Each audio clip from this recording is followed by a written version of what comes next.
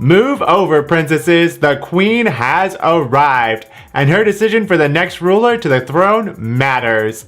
This video I'll be reviewing the standalone expansion for Heart of Crown, Fairy Garden, after this.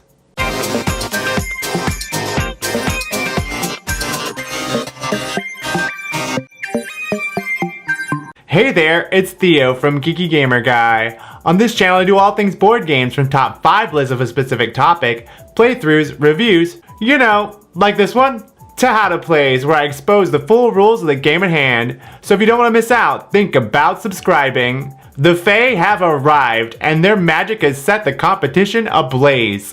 Which princess will garner the approval of the Fairy Queen and ascend to the throne? The competition is tighter than ever. Note, this game is currently seeking funding on Kickstarter and is subject to change. Let's get started.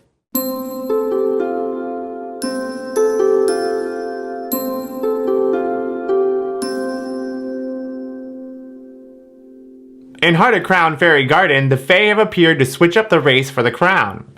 This expansion can be used both with the base set as well as by itself. 2 to 4 players will compete to hold a coronation ceremony to their back princess. The gameplay is very similar to the base set of Heart of Crown with a couple of key differences. Set out the princesses like normal. The starting hand for the players remains the same with the 7 farming villages and 3 clumsy apprentice maids. But, unlike the base set, the farming villages are also put into the market area to be gained from card effects. Then players select 10 sets of 5 matching cards each to make up the random market as usual. Before shuffling, add in the 2 new rare cards into the stack. The 2 cards are the Imperial Crown that gives a whopping 14 succession points, as well as the Fae Queen herself, Fairy Queen Elrune, who adds 8 succession points, but also adds some fairy trickery to mess up other players. Once players are all set up, the game plays very much like the base set. If you'd like a more detailed rundown of it, check out my review of Heart of Crown.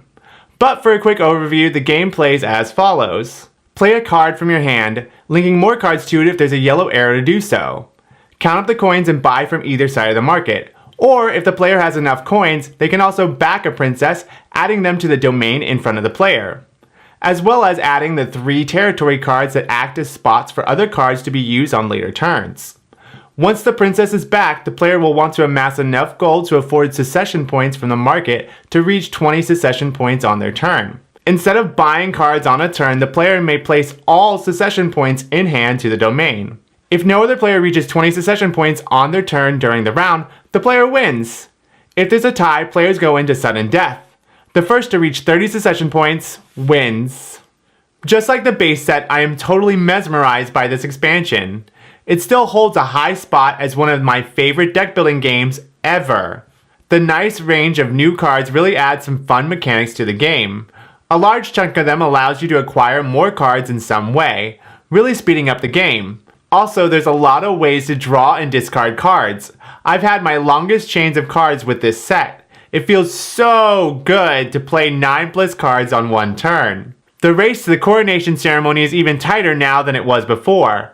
My last few games have come down to a photo finish, making them tense to the very end.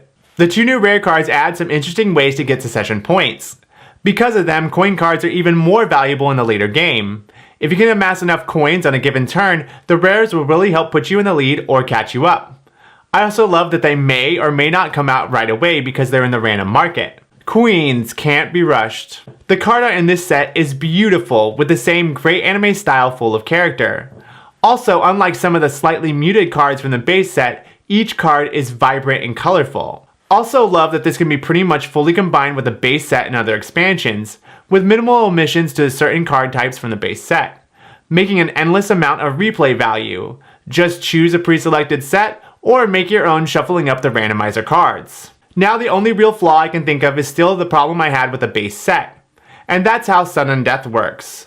I just wish there was a way to include everyone so that we can play to the end. Luckily the race is even faster and should end quite quickly if a sudden death happens. Lastly, I do wish that there was even more princesses to back instead of the standard 6 from the base set. Hopefully we'll get more in the future. So if you're looking to expand your current games of Heart of Crown or are new to the game entirely, then I highly recommend you check out the Kickstarter that's running through April 19th. The link is in the description below for easy peasy access. That's it! I hope you enjoyed the review. If you want more, check out what I'm playing over on my Instagram, or come interact with me on Twitter. I'd love to connect with you. Also, if you haven't done so already, don't forget to like and subscribe for more. Until next time, stay geeky, keep gaming. Also, there's a lot of ways to draw discard cards. Draw and discard.